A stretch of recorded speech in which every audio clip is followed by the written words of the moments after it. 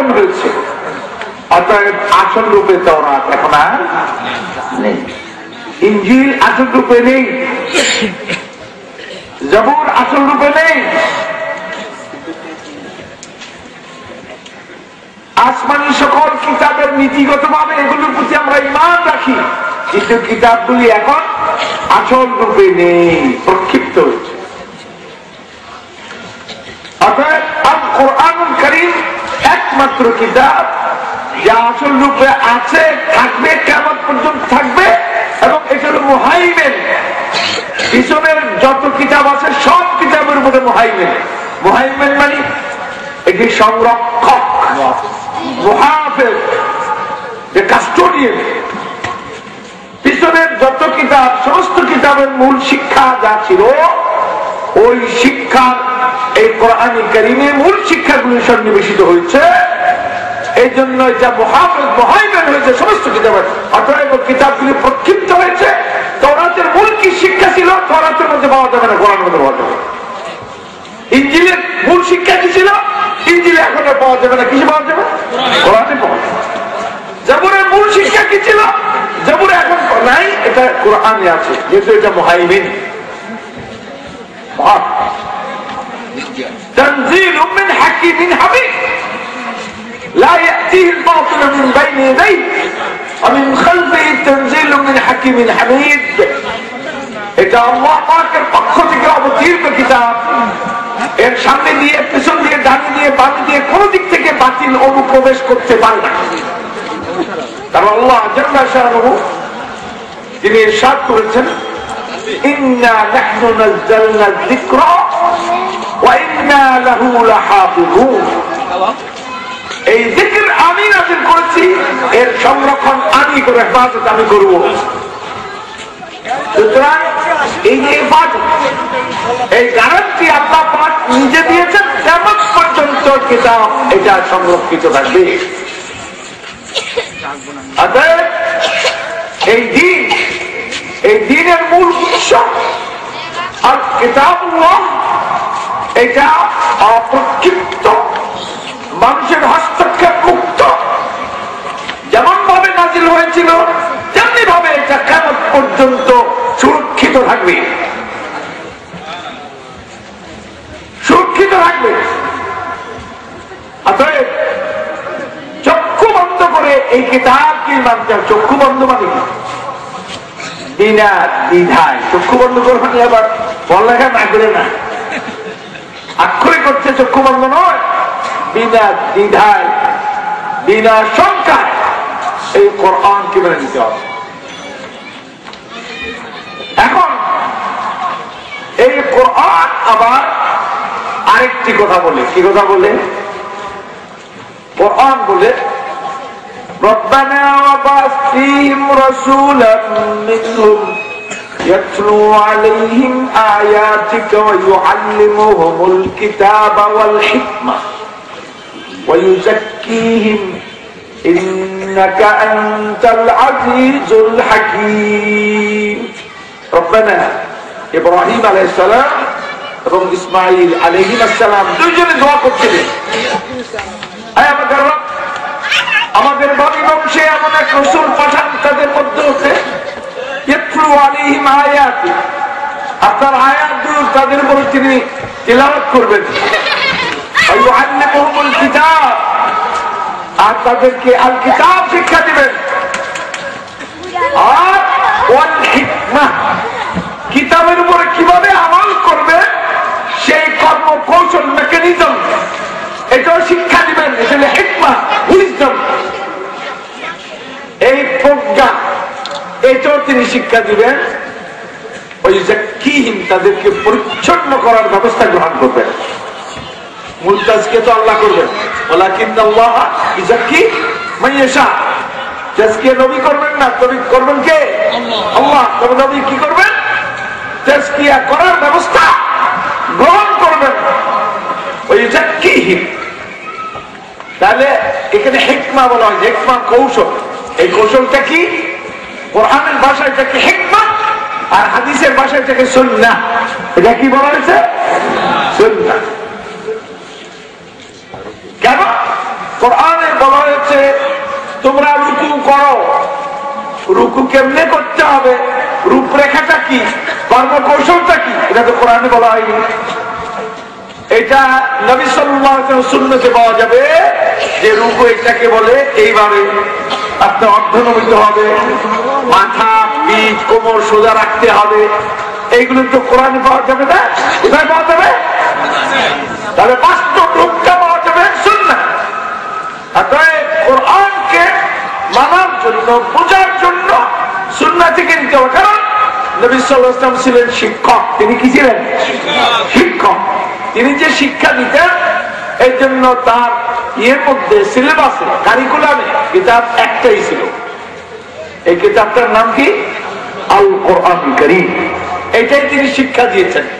শিক্ষা দিতে গিয়ে বাস্তবে থিওরিটিক্যালি জবানে যে ব্যাখ্যাগুলি তিনি দিয়েছেন, এগুলি সম্মিলিত রূপ হইল সুন্নাহ, যেগুলি আমরা হাদিস হিসাবে আমরা পাচ্ছি, সহিহ বর্ণনা হিসাবে, এগুলি সুন্নাহ। সুতরাং এই দুটো জিনিস হুজুর বলছেন উতিত মিসলাহু মাহু, কোরআন আমাকে দেওয়া হয়েছে, তার মতো আরেকটি জিনিস দেওয়া হয়েছে। কথা খেয়াল হচ্ছে? কোরআন দেওয়া হয়েছে, তার মতো আরেকটি জিনিস দেওয়া হয়েছে। আরেকটি জিনিস কি? সেটা হলো সুন্নাহ। এটাও আমাকে দেওয়া হয়েছে, তবে এটা গায়রে মাতলুব, কোরআন হলো মাতলুব। কোরআনকে রিসার্চ করা যাবে, তেলাওয়াত করা যাবে, তাআব্বুদান ইবাদত হিসাবে করা যাবে, কিন্তু হাদিসকে তেলাওয়াত করা যাবে না। কিন্তু আফসোসের বিষয়, আজকে আমাদের উপমহাদেশে বড় বড় মাদ্রাসা, বড় বড় আলেমরা আজকে বুখারী তেলাওয়াত করে আর খতম করে, তেলাওয়াত করে এরপরে বা দোয়া করে বাস থেকে বসা নেয়। তো এটা কি তেলাওয়াতের কিতাব? মাতলুব এই মাতলুব কোনটা? আর কোরআন। হাদিস তো তেলাওয়াতের বিষয় না, হাদিস হলো রিডিং, হাদিস হলো দারাসা। এটা পড়া যাবে, স্টাডি করা যাবে, কিন্তু তেলাওয়াত করা যাবে না। তেলাওয়াত করার জন্য তেলাওয়াত খাস হলো কিসের সঙ্গে? কোরআনের সঙ্গে। উতলু মা উহিয়া ইলাইকা মিন কিতাবি রাব্বিক, তোমার রবের যে কিতাব তোমার প্রতি নাযিল করা হয়েছে, প্রত্যাদেশ করা হয়েছে, এটা তুমি তেলাওয়াত করো। এটা হলো তেলাওয়াতের বিষয়। হাদিস কিন্তু তেলাওয়াতের বিষয় নয়। এখানে একটা বিদআত চলে এসেছে। তো যাই হোক, আমার কথা হচ্ছিল আল কিতাব এবং আস-সুন্নাহ। শেখ আব্দুল কাদের জিলানী রাহমাতুল্লাহ আলাইহি, আলেম রাব্বানী, তিনি কি বলেন শুনুন। তিনি বলেন তুর ইলা রাব্বিকা বিজানাহাইকা মিনাল কিতাবি ওয়াস সুন্নাহ ওয়ালকা রাব্বাকা ওয়া ইয়াদুকা ফি ইয়াদিল মুস্তাফা। তুমি তোমার রবের দিকে দুটা ডানা দিয়ে উঠতে থাকো, যেতে থাকো। দুটা ডানা, একটার নাম কিতাব, একটার নাম সুন্নাহ। মিনাল কিতাবে ওয়াস সুন্নাহ ওয়ালকা রাব্বাক, আর তোমার রবের সঙ্গে মিলিত হও। ওয়া ইয়াদুকা ফি ইয়াদিল মুস্তাফা, তোমার হাত যেন তখন মুস্তাফার হাতের মধ্যে থাকে, অর্থাৎ সুন্নাতের উপর তুমি কায়েম থাকো। এই অবস্থায় তোমার রবের সঙ্গে মিলিত। সুবহানাল্লাহ। তাহলে যার নামে এত কিছু, কত রাজাঘুরি চালানো হয় শেখ আব্দুল কাদের জিলানীর নামে, তার বক্তব্য হচ্ছে এটা যে তুমি তোমার রবের দিকে উঠতে থাকো দুটা ডানা দিয়ে। একটা ডানার নাম হলো আল কোরআন কিতাবুল্লাহ, আর একটা ডানা হলো সুন্নাতে রাসূল। এই দুটা দিয়ে তুমি উঠতে থাকো। ওয়ালকা রাব্বাক, রবের সঙ্গে মিলিত হও। ওয়া ইয়াদুকা ফি ইয়াদিল মুস্তাফা, একদিকে মিলিত হলো, টার্গেট হলো রব, কিন্তু তোমার যে লাইনে তুমি যাইবা, এই লাইনটার নাম কি? সুন্নাতুকা ফি ইয়াদিল মুস্তাফা। কত পুরস্কার, কত সুন্দর কথা। এই শিক্ষা কই গেল? এগুলি কোথায় গেল? তাহলে এই দুটো জিনিস হলো আমাদের মানহাজ, আমাদের লাইফ লিড করার বিষয় হলো এটা। এখন আল্লাহ জাল্লা শানু কালাম পাকের মধ্যে বলেন আল-ইয়াওমা আকমালতু লাকুম দীনাকুম, আল-ইয়াওমা আকমালতু লাকুম দীনাকুম, আজকের দিবসে তোমাদের কল্যাণে তোমাদের দিনকে আমি কমপ্লিট করে দিলাম, পরিপূর্ণ করে তোমাদের দিন কমপ্লিট। আল-ইয়াওমা আকমালতু লাকুম দীনাকুম। ওয়া আতমামতু আলাইকুম নিয়ামতি, আমার নিয়ামত তোমাদের উপর আমি পূর্ণ করে দিলাম। এই নিয়ামত বলতে ওহী, আমি ওহী, এরপরে ওহী ভিত্তিক আর কোন নির্দেশনা আসমান থেকে আর আসবে না। ওয়া আতমামতু আলাইকুম নিয়ামতি ওয়া রাদিতু লাকুমুল ইসলাম দীনা, আর ইসলামকে দিন হিসাবে তোমাদের জন্য আমি মঞ্জুর করে নিলাম। এরপরে ফাইনালি বলে দেওয়া হলো ومن يبتغ غير الإسلام دينا فلن يقبل منه وهو في الآخرة من الخاسرين। ومن يبتغ غير الإسلام دينا, ইসলাম ছাড়া অন্য কোন দিন যদি কেউ অন্বেষণ করে, অনুসরণ করে, فلن يقبل منه, তার থেকে কখনই কবুল করা হবে না। وهو في الآخرة من الخاسرين, আখিরাতে সে ক্ষতিগ্রস্তদের অন্তর্ভুক্ত, চূড়ান্ত ক্ষতিগ্রস্তদের অন্তর্ভুক্ত।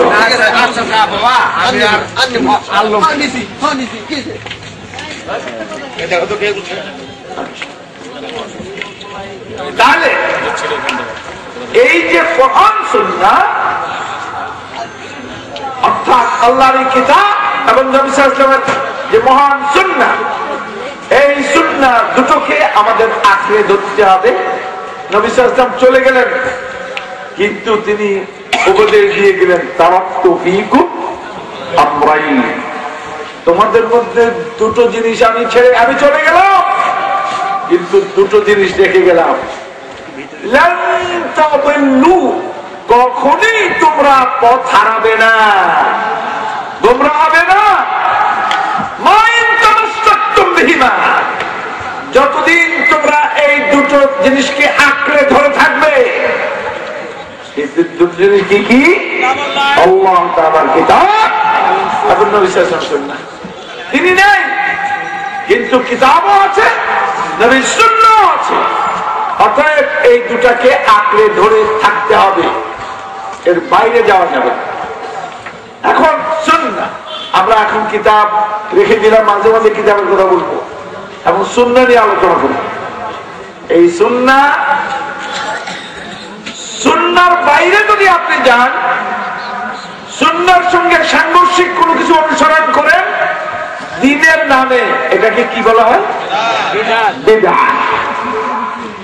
বিদআত মানে নূতন উদ্ভাবনী, নূতন। সনাতন আসল এক নম্বর হলো নবী সাল্লাল্লাহু আলাইহি ওয়াসাল্লামের সহিহ সুন্নাহ।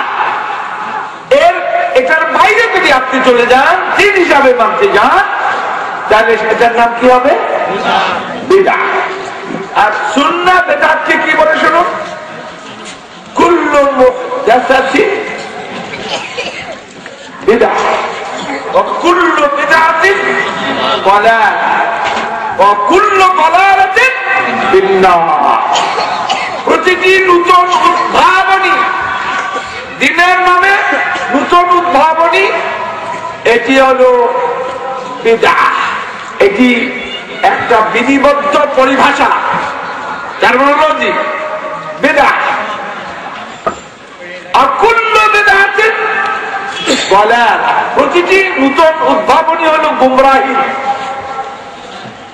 ওয়া কুল্লু দালালাতিন ফিন্নার, আর প্রত্যেকটা গুমরাহির ফাইনাল ডেস্টিনেশন, চূড়ান্ত পরিণতি হলো জাহান্নাম, ফিন্নার। এখন লোকেরা বেদাত, এটা রূপটা কি? বেদাতের রূপ যেমন আমি বলি, আমরা এখন মিলাদ শরীফ পড়ি। কি শরীফ পড়ি? মিলাদ। আমরা ওরস শরীফ পড়ি। আমরা কিন্তু নামাজ শরীফ, রোজা শরীফ, হজ শরীফ, মহাপবিত্র নামাজ শরীফ, মহাপবিত্র ওরস শরীফ, মহাপবিত্র আর কি কয় নামাজ শরীফ, মহাপবিত্র হজ শরীফ, এগুলি বলি না। কিন্তু ওইগুলি এত বলি কেন? এই জন্য বলি, এক নম্বর ঔষধ বাজারে বিক্রি হয়, আবার 2 নম্বরও হয়। 2 নম্বর ঔষধ যারা বিক্রি করে, তারা কি কি কাজ করে? তারা একটা হারমোনিয়াম জোগাড় করে, একজন গায়ক আনে, একটা মাইক লাগায়, বক্তৃতা করে, এটা হচ্ছে 2 নম্বর ওয়ালাদের। আর যারা 1 নম্বর ওয়ালা ওষুধ বিক্রি করে, তাদের কয়টা মাইক আছে, কয়টা হারমোনিয়াম, কয়টা বক্তৃতা? ও তাহলে একটা হলো মহা পবিত্র আদর শরীফ, একটা হারমোনিয়াম, আরেকটা মাইক, আরেকটা কি বক্তৃতা। এগুলি করতে হয়। এগুলির কোন আসল নেই। এগুলি আসল না থাকার কারণে এগুলির লোক এগুলি লাগাতে হয়। আর যেগুলির আসল আছে 1 নম্বর, বক্তৃতাও লাগে না, কিছু দোকানে বসে থাকলেই চলে।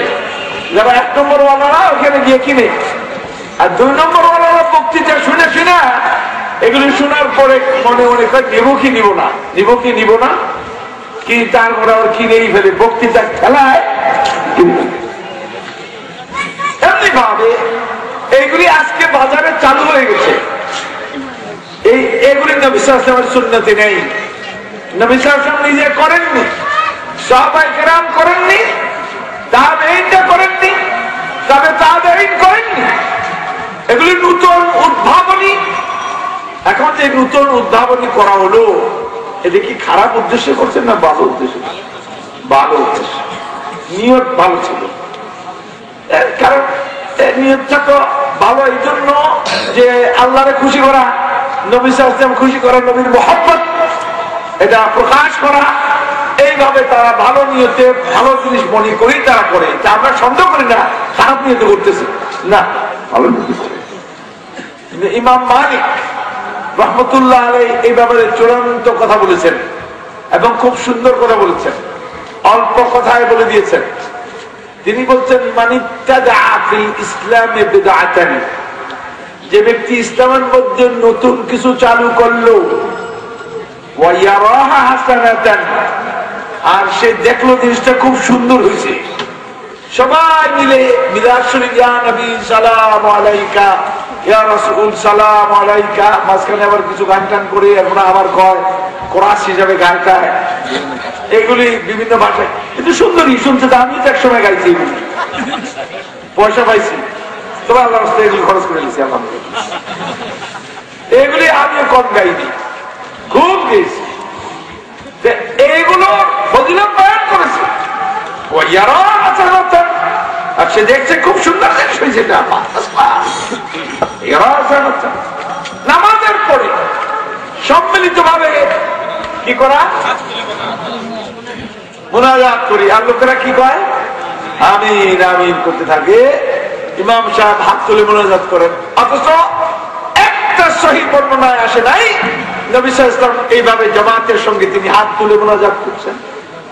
এখন লোকেরা কয় এটা খুব সুন্দর জিনিস হয়েছে, ফার্স্ট ক্লাস। আর আমি যেখানে দৌড়ে গেলে ওইটা কইলে আপনি গেছেন, যেখানে 1 নম্বরটা আছে, 1 নম্বরটা 2 নম্বরটা করলে হ্যাঁ এটা ঠিক, খুব ভালো। যেটা দলিল আছে, বাদাল ইসলাম গরিবান সায়াউদু কামা বাদা ফাতুবা লিল গুরাবা।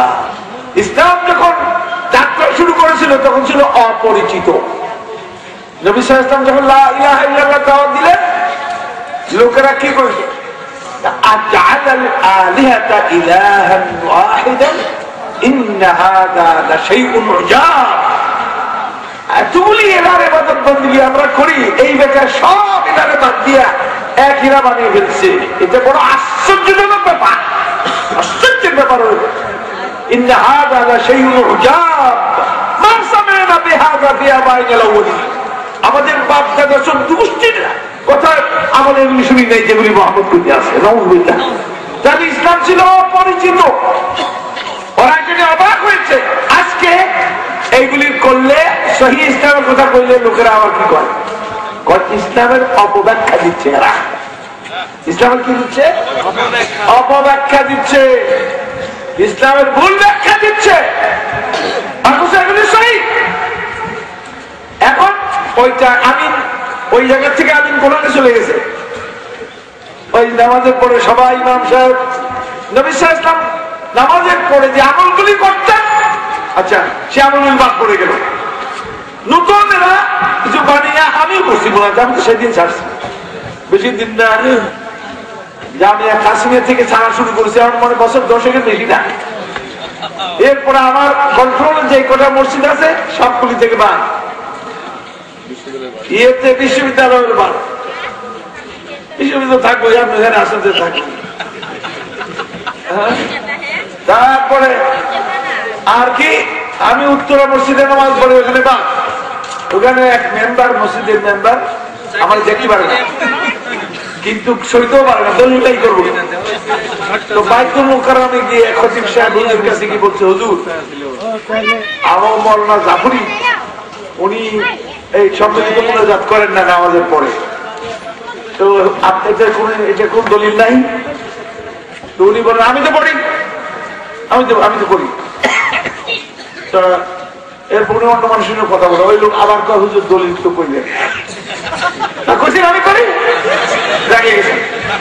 যেমন রাতটা ওই লোক আসছে, উঠিয়া চলে আসছে, আসে মানুষের কাছে, কিন্তু এখনো আমার দেখতে পারে না, অন্য চিন্তার কারণ। কিন্তু লোকের কাছে বলে মওলানা জাফর হিসাবেরটাই ঠিক, দলিল থাকলে উনি করতেন,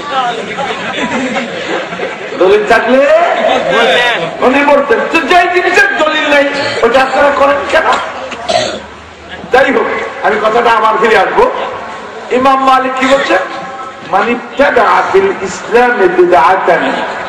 ইসলামে নতুন কিছু চালু করলো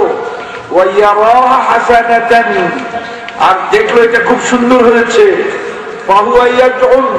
তাহলে সে দাবি করলো, দাবি করে কি দাবি করে, আন্না মুহাম্মাদান সাল্লাল্লাহু আলাইহি ওয়াসাল্লাম قد خان الرسالة, মুহাম্মদ সাল্লাল্লাহু আলাইহি ওয়াসাল্লাম তিনি রিসালাতের দায়িত্ব পালনে খেয়ানত করেছেন। কেমনে? কারণ এই যে আমল নতুন চালু করলো, এগুলি তো দিন হিসাবে হয়েছে। তো দিন যদি হয়ে থাকে, দিন তো নাজিল হয়েছে নবীর উপরে, আমাদের মধ্যে দিন নাজিল হয় নাই। তাহলে এগুলি নবীর উপরে নাজিল হয়েছিল, নবী এগুলিকে গোপন করে ফেলছে, এগুলি পৌঁছিয়ে দেয় নাই, খেয়ানত করছে, আমরা গবেষণা করে পারতেছি। কথা কি পরিষ্কার হয়েছে?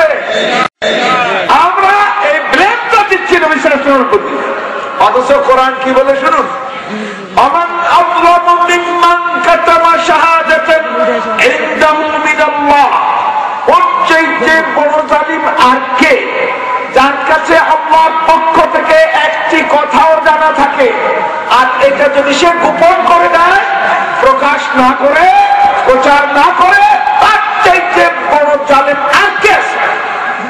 তাহলে নবী সাল্লাল্লাহু আলাইহি ওয়াসাল্লাম বড় জালিম হয়ে গেছে, নাউযুবিল্লাহ। ওই যে বিলাতের করে তিনি কেন প্রচার করেননি? তিনি কেন নামাজের পরে হাতুল মোনাজাতের কথা প্রচার করে ফজিলত বয়ান করলেন না? কারণ তিনি আল্লাহ এই যে ইল্লাল্লাহ ইল্লাল্লাহ জিকিরের কথা কেন শিক্ষা দিলেন না? এগুলি কেন দিলেন না? মিলাদ কেন তিনি বললেন না? তাহলে এগুলি তিনি গোপন করেছেন, আর গোপন করার কারণে কোরআনের বক্তব্য হলো জালেম হওয়া, আরেকটা হলো তিনি আমাদের খেয়ানত করছেন। অথচ আল্লাহ পাক বলছেন, ইয়া আইয়ুহার রাসূল, এ রাসূল, বল্লিগ, তুমি পৌঁছিয়ে দাও, মা উনজিলা ইলাইক, যা কিছু তোমার প্রতি নাযিল করা হয়েছে তা কিছু তুমি পৌঁছিয়ে দাও। ওয়া ইন লাম তাফআল, যদি পুরোপুরি না পৌঁছালো, কিছু পৌঁছালে, কিছু গোপন করে দিলে, ফামা বাল্লাগতা রিসালাতা, তার রিসালাতের দায়িত্ব পালনে তুমি ব্যর্থ হলে তুমি রিসালাত পৌঁছিয়ে দিলেন না। হুজুরকে পৌঁছেছেন না পৌঁছান না? সুতরাং আল-ইয়াওমা আকমালতু লাকুম যখন নাযিল হয়, তার আগে দিয়ে নবী সাল্লাল্লাহু আলাইহি ওয়াসাল্লাম লক্ষাধিক সাহাবায়ে কেরামকে সাথে রেখে বললেন, হাল বাল্লাগতু, আমি কি পৌঁছে দিয়েছি? কারণ হুজুর পর নাযিল হয়েছে, সঙ্গে সঙ্গে তারা লিখছে, নাযিল হওয়ার পরে কি কি নাযিল হলো, তো সঙ্গে সঙ্গে তারা লিখে নিয়েছে। এখন হুজুর বলতেন হাল বাল্লাগতু, বাল্লাগতু বলতে শুধু শুধু আক্ষরিক করতে পৌঁছানো নয়, এটা আমি ব্যাখ্যা করেছি, এটাকে বয়ান করেছি, এটার উপর আমল করেছি, তোমাদের দ্বারা আমল করাইছি, এটা যা যা দাবিগুলি পূরণ করছি কিনা, এগুলো বাল্লাগতু তার কমপ্লিট সেন্স, মানে তার যে কনসেপ্ট, পরিপূর্ণ কনসেপ্ট, সেই কনসেপ্ট সেই অর্থে তিনি জিজ্ঞেস করেছেন, হাল বাল্লাগতু, আমি কি পৌঁছে দিয়েছি? লক্ষাধিক সাহাবায়ে কেরাম তারা সাক্ষ্য দিলেন, আপনি পৌঁছিয়ে দিয়েছেন। আল্লাহ নবী এবার আসমানের দিকে হাত তুললেন, কি বললেন? আল্লাহুম্মা শাহাদ, আল্লাহুম্মা শাহাদ, আল্লাহুম্মা শাহাদ, আল্লাহ আপনি সাক্ষী থাকুন এই উম্মত সাক্ষ্য দিয়েছে আমি পৌঁছে দিয়েছি, দায়িত্ব পালন করেছি। ওই কথা বলতে পারবেন না বাবা আল্লাহটা রেসালাতা না, আমি পৌঁছে দিয়েছি। এই সাক্ষ্য আদায়ের পরেও আসমান থেকে সমাবর্তন হয়ে গেল, হুজুরকে ফাইনাল সার্টিফিকেট দিয়ে দেওয়া হলো, আল-ইয়াওমা আকমালতু লাকুম দীনাকুম ওয়া আতমামতু আলাইকুম নি'মাতি ওয়া রাদিতু লাকুমুল ইসলাম দীনা। নাযিল হয়ে গেল। মানে কি? চিঠি যা লেখার লেখা হয়ে গেছে, যা বলার বলা হয়ে গেছে, এবার ইনভেলপের মধ্যে ঢুকিয়ে দিয়ে এটাকে সিল করে দিয়েছে। আল-ইয়াওমা আকমালতু লাকুম দীনাকুম, সিল মেরে দেওয়া হয়েছে। এখন আর এর মধ্যে ঢুকানো আদম আলাইহিস সালাম থেকে শুরু করে এই পর্যন্ত আমাদের আঙ্গুল কয়টা আছে? কয়টা আমাদের? 5টা। একটা বেদাতি আঙ্গুল যদি হয়, বেদাতি আঙ্গুল কোনটা? পাশে দিয়ে দিয়ে আরেকটা হয়, কটা হয়? কেমন দেখা যায়? মাঝে মাঝে এরকম আল্লাহ বেদাত করছেন, দুইটা দেখাই দিচ্ছেন যে তার তার সৃষ্টি কত সুন্দর, কত কমপ্লিট। দু একটা করে দিয়ে ব্যতিক্রম, যেহেতু তিনি ফাঁকানুল লিমা ইউরিদ, যা ইচ্ছা তা করতে পারেন। মাঝে মাঝে একটা লাগিয়েছে, লাগিয়ে দেওয়ার পরে কেমন কয়ার কালে মায়া দিয়ে দেওয়া যাবে না, আঙুল সাজা যত জাতি সুন্দর হয়েছে নয়, সুন্দর আঙুল আরো এই পাশে টাইপ করতে সুবিধা হয়েছে, টাইপের ইয়ে তো অনেকগুলো, 5টা 6টা 6টা করে 12টা তাড়াতাড়ি টাইপ হয়ে যাবে।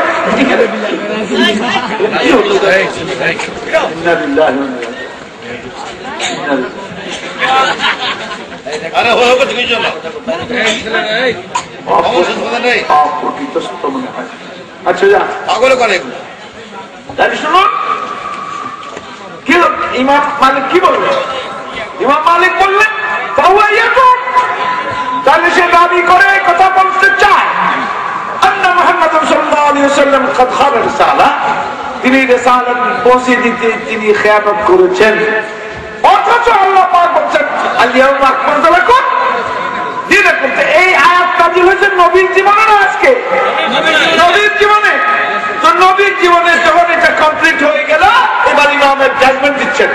এতক্ষণ আলোচনার পরে তিনি জাজমেন্টটা দিচ্ছেন, রায় দিচ্ছেন। রায়টা শুনুন, কত সুন্দর বলেছেন সুবহানাল্লাহ। তাদের হাজারাতে ইলম, তাদের যে জ্ঞানের যে দেখেন কি কথা বলছেন। তিনি বলতেছেন যে ফামা লাম ইয়াকুন ইয়াওমাইদিন দীনা ফালা ইয়াকুন ইয়াওমা দীনা। অতএব শুনে নাও, নবী সাল্লাল্লাহু আলাইহি ওয়াসাল্লামের জামানায় যেটা দিন ছিল না, কোন অবস্থাতেই সেটা আজকে দিন হতে পারে না। ঠিক আছে? নবীর জামানায় যতই সুন্দর তোমার কাছে লাগুক, এটা কিন্তু দিন নয়, এটা বিদআত। এটা কি? বিদআত। এখন আপনি বলুন, আমার সামনে কি দেখতে পাইতেছেন? গ্লাস। আমি গ্লাসের মধ্যে কি রাখলাম? পানি। এই গ্লাসের মধ্যে যে পানিটা দিলাম, এটা কি কমপ্লিট না ইনকমপ্লিট? কমপ্লিট। দেখেন এখন এই গ্লাসের মধ্যে আমি এখন চিন্তা করতেছি এই মোবাইলটা এটার মধ্যে রাখবো। এটা ঢুকানো যাবে কি যাবে না? যাবে, যাবে। এখন যদি মোবাইল ঢুকে দেই, তাহলে পানি কি আগে যেগুলি আগে থেকে কমপ্লিট ছিল, ওই পানিগুলি ঠিক থাকবে না পড়ে যাবে? কদ্দুর পড়বে, যদ্দুর এটা ঢুকবে তদ্দুর আসলটা চলে যাবে, পানি চলে যাবে। অনুরূপ ভাবে নবী সাল্লাল্লাহু আলাইহি ওয়াসাল্লামের জামানায় আল-ইয়াওমা আকমালতু লাকুম দীনাকুম, দিনের গ্লাসটা ভর্তি করে দেওয়া হয়েছে দিন দিয়া। এখন যদি দিন হিসাবে কোন একটা ঢুকান, আসল দিন যদ্দুর আপনি নতুন ঢুকাইবেন, তদ্দুর আসল দিন কি হয়ে যাবে? ইবনে মাসউদের বক্তব্য এটাই পরিষ্কার। ওয়াদ্দুর সুন্নাত এটা উঠে যাবে, যদ্দুর বেদাত তুমি করবো, আর ওই সুন্নাতটা পাবে না। ওর থেকে ওই বেদাতি দিকে সুন্নাতটা কি হয়ে গেল? ছুটে গেল। এটা কিন্তু আর বিরাট করে আসলো না, কারণ সে তো এটা ভালো মনে করে করতেছে, চোরে চুরি করে। এটা কি ভালো মনে করে না খারাপ মনে করে? না, চোরে চুরি করে, মিথ্যাবাদী কোন সময় মিথ্যা কথাকে ভালো এটা মনে করে। মদ খায় কিন্তু খারাপ জিনিসই, তারপরে খায়। গাঁজা খায়, খারাপ জিনিস খায়, এগুলির ভালো মনে করে জিনাবের বিচার যে করে মনে করে এটা খারাপ জিনিসই, তারপরে এগুলি করে। কিন্তু দিন যখন দিনের নামে কোনো কিছু করে, 2 নম্বরটা খারাপ মনে করে করে না, কি মনে করে বলবে ভালো। সুতরাং এইটার থেকে আর তওবা তার নসিব হয় না, এটা ভালো মনে করে কিছু ওহুম ইয়াহসাবুনা আন্নাহুম ইহসিনুনা সুনআ। কোরআনের বক্তব্য হলো কুল হাল নুনাব্বিউকুম বিল আখসারিনা আমালা, তোমাদেরকে বলবো কি যারা কর্মফলের পরিণতির দিক থেকে চূড়ান্ত ভাবে ক্ষতিগ্রস্ত, এরা কারা? এরা হলো আল্লাযীনা দাল্লা সাইয়ুহুম ফিল হায়াতিদ দুনিয়া, দুনিয়ার জীবনের তাদের চেষ্টা, তদবির, চেষ্টা, সাধনা, আমল এগুলি সব ভণ্ডুল হয়ে গেল, ব্যর্থতায় পর্যবসিত হলো। ওহুম ইয়াহসাবুনা আন্নাহুম ইহসিনুনা সুনআ, তারা মনে করে যারা খুব ভালো ভালো কাজ করতেছে, সুন্দর কাজ করতেছে, অথচ সব বরবাদ হয়ে গেছে। এই জন্য সূরা ফুরকানের মধ্যে, এটা কিন্তু সূরা কাহফের আয়াত, সূরা ফুরকানে আল্লাহ পাক বলেন ওয়াকাদিমনা ইলা মা আমিলু মিন আমাল ফাজআলনাহু হাবাআম মানসুরা। তারা যে আমল নিয়ে আমার কাছে আসলো, আমি তাদের আমলের দিকে অগ্রসর হলাম, অতঃপর এই আমলগুলিকে বিক্ষিপ্ত ধুলি করে রূপান্তরিত করে দিলাম। ওই আমার সূরা কাহফ থেকে নিয়ে আসেন, এই আমলের কোন কিয়ামতের দিন আমি কোনো ওজনই দিব না, কোনো ওয়েটেজ বহন করবে না, অন্তঃসার শূন্য। কিসের কারণে? ওই যে বেদাত ঢুকিয়েছে, শিরক করেছে, শিরক এবং বেদাত তার আমলকে ধ্বংস করে দিয়েছে। অতএব তারা তো মনে করছে ওই যে ইমাম বললো দেখছে খুব সুন্দর কাজ করছে, অতএব ইমামের জাজমেন্ট হচ্ছে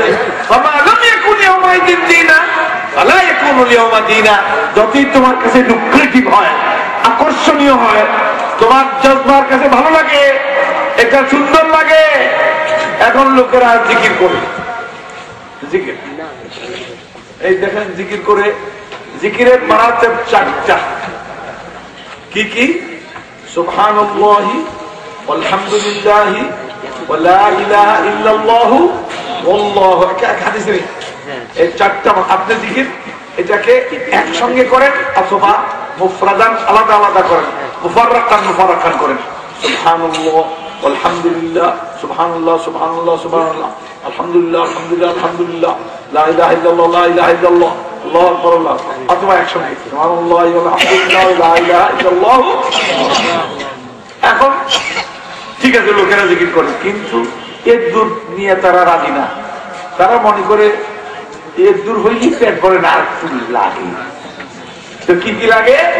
এবার কয় লা ইলাহা ইল্লাল্লাহর কাছে গিয়ে তারা কয় লা ইলাহা ইল্লাল্লাহ লা ইলাহা, এরপরে শুরু করে ইল্লাল্লাহ ইল্লাল্লাহ ইল্লাল্লাহ ইল্লাল্লাহ। ইল্লাল্লাহ মানে কি? না আল্লাহ ছাড়া। ইল্লাল্লাহ মানে কি? আল্লাহ ছাড়া। এ কতক্ষণ করলো? এরপরে আল্লাহ আল্লাহ আল্লাহ আল্লাহ, এটা একটা জিকির করলো। ঠিক আছে, ওই 4টা যে বিধিবদ্ধ শব্দ কাঠামো, শব্দরূপের এই কাঠামোটা তৈরি করে দেওয়া হয়েছে, নবী সাল্লাল্লাহু আলাইহি ওয়াসাল্লাম এটাকে প্রেসক্রাইব করেছেন। কি কি? সুবহানাল্লাহ বলো, আলহামদুলিল্লাহ বলো, লা ইলাহা ইল্লাল্লাহ বলো, আল্লাহু আকবার বলো। এখন লোকেরা এটাই যথেষ্ট না, আর একটু বেশি লাগবে, বেশি লাগবে। সুতরাং একটু বেশি কি বানাইছে? ইল্লাল্লাহ আর আল্লাহ আল্লাহ জিকির। ঠিক আছে, এই লোকেরা কি খারাপ মনে করে না ভালো মনে করে? জিকির এইবার জিকির। আচ্ছা, বাইতুল মুকাররমের খতিব সাহেব রহমতুল্লাহ আলাইহি আমাকে স্নেহ করতেন, অনেক কমিটিতে আমি ছিলাম, উনি ছিলেন। আমাকে একদিন প্রশ্ন করলেন, মৌলানা আপনি কি বলেন ইল্লাল্লাহ জিকিরের ব্যাপারে? উনি কিন্তু আমার একদিনের উস্তাদ, মুসলিম শরীফ আমার কাছে পড়েছিলেন, আল্লাহ তাকে ক্ষমা করবো। জি, তো আমি তাকে বললাম, আমি ইসলামী ব্যাংকের মেম্বার সেক্রেটারি শরীয়ত কাউন্সিলের।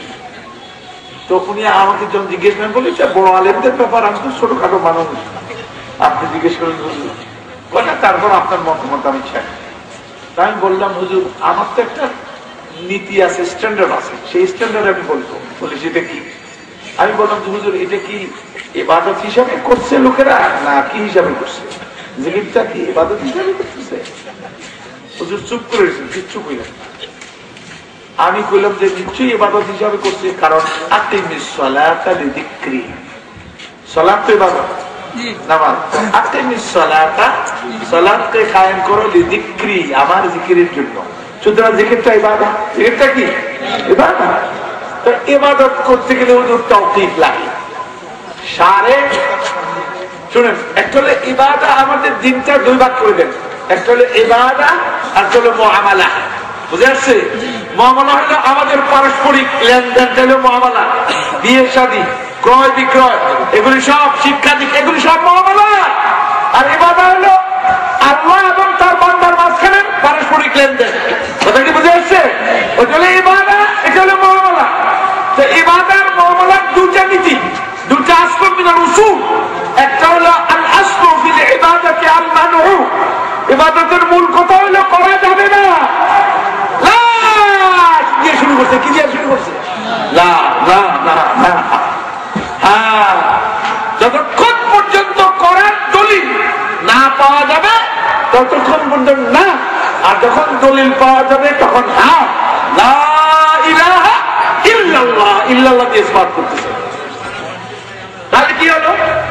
প্রথম হলো করা যাবে না, আর করার দলিল পাওয়া গেলে করতে হবে, এটা হলো আসল। এখন আর মুআমালাতের মূল কথা কি? আল আসলু ফিল মুআমালাতি আল ইবাহাতু, মুআমালাতের মূল কথা হলো হ্যাঁ করা যাবে। যতক্ষণ পর্যন্ত না করার দলিল পাওয়া না যাবে ততক্ষণ পর্যন্ত করা যাবে। ইবাদতের যে কোনো মুআমালাতের যে কোনো কাজ করতে গিয়ে এটা করার দলিল তালাশ করতে নাই, না করার দলিল তালাশ করতে হয়। এটা কি না আছে কিনা, মানা আছে কিনা। যদি মানা হয় তাহলে করা যাবে না, আর নাহলে করতে থাকবেন যতক্ষণ মানা ওয়ারেন্ট না হচ্ছে। আর ইবাদতের কথা হলো হ্যাঁ আছে কিনা, ওইটা হলো না আছে কিনা। এটা কি হ্যাঁ আছে কিনা, হ্যাঁ থাকলে করা যাবে না, আর করা যাবে না। এখন এইটা, এটার অথেন্টিকেশন, অনুমোদন, এটা সারের পক্ষ থেকে হতে হবে। তৌকিফ বলে এটাকে, ইংরেজি বলে অথেন্টিকেশন। এই তৌকিফটা লাগবে। এখন সারে মানে নবী সাল্লাল্লাহু আলাইহি ওয়াসাল্লাম, তিনি কি এরকম ইবাদত করছেন, জিকির করছেন? ইল্লাল্লাহ ইল্লাল্লাহ জিকির উনি হুজুর চুপ করে রয়েছেন। আমি বললাম যে আমার জানা মতে, আমার জানা তো কম, যতদূর জানি তিনি এরকম জিকির করেন নাই, আর করতে পারেন না। আকল এটাকে সমর্থন করে না, যুক্তি এটাকে, ইলম এটাকে সমর্থন করে না। কেমনে? আচ্ছা কোন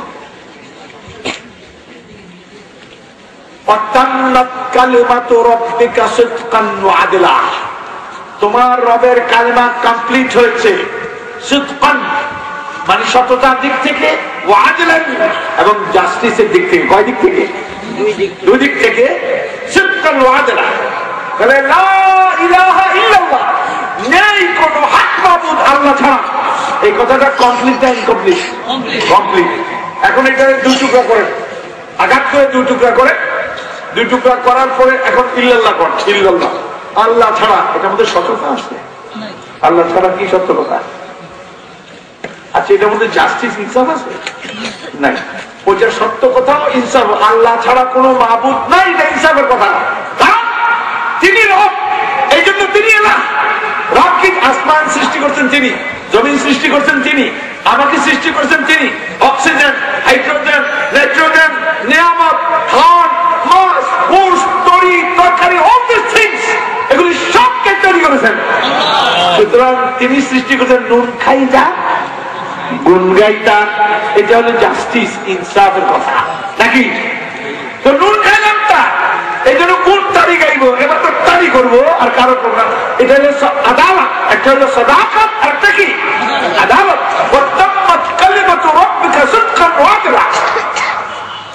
তোমার রবের কালিমাটি কমপ্লিট হয়েছে সাদাকাতের দিক থেকে, আদালতের দিক থেকে।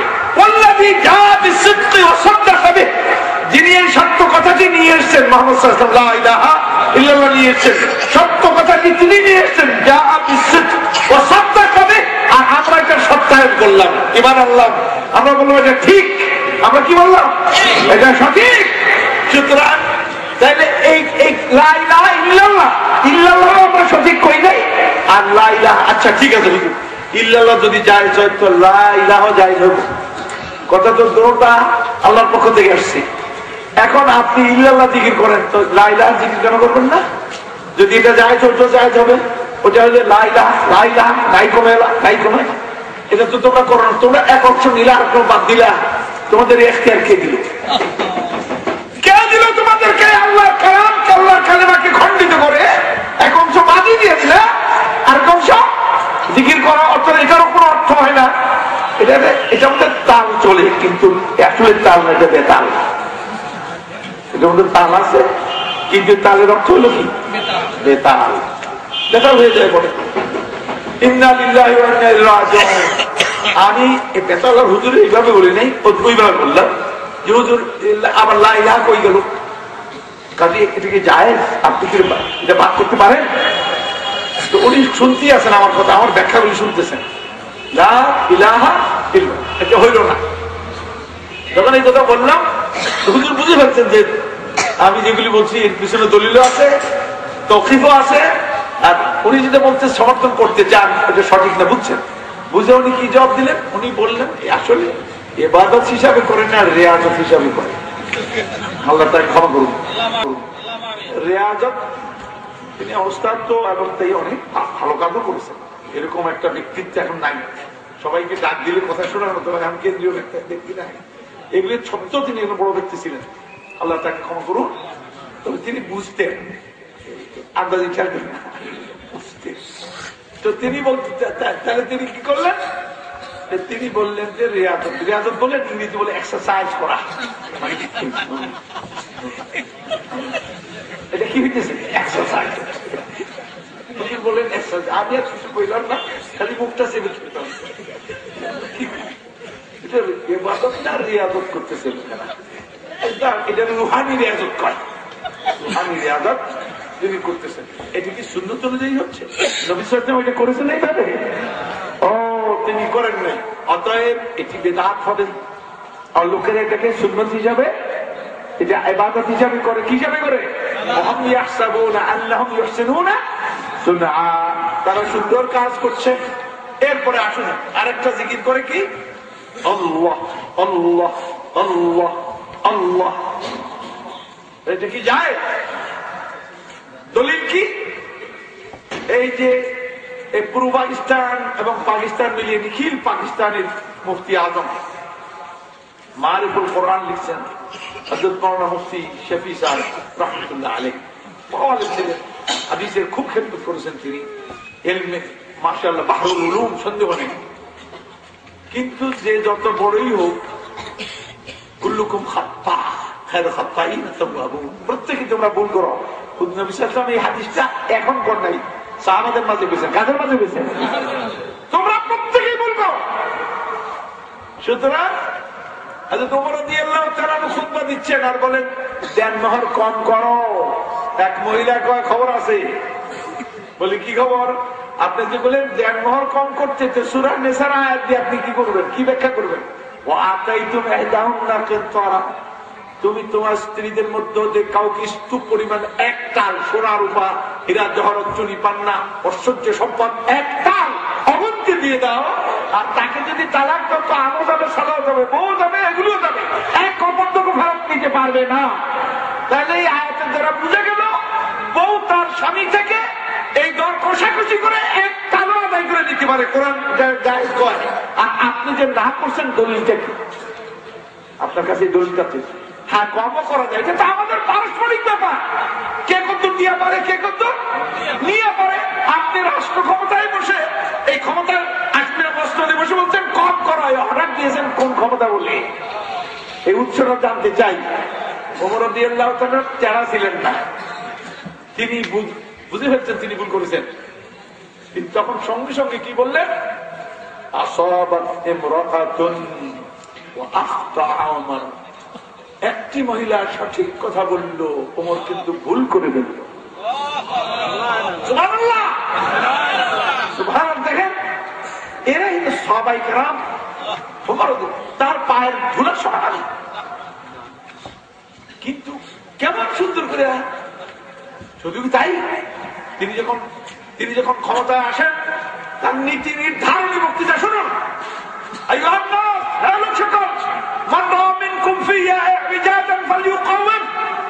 আমাকে যদি কোনো বক্রতা দেখো, অর্থাৎ কোরআন সুন্নাহ থেকে আমি ডাইনি ভাবে যদি ডাইভার্ট হয়ে যাই, বিচ্যুতি ঘটাই, তোমরা তা ঠিক করে দিও। কে বললেন এটা? কিন্তু নবী না, ওই তো আসবে না, কাজে তোমরাই আমার ঠিক করে দিও। তখন তিনি জানতে চাইলেন, আমি যদি কোরআন সুন্নাহর বিপরীত কোনো অর্ডার দিই, কোনো কাজ করি, তোমাদের আচরণটা কিরূপ হবে আমার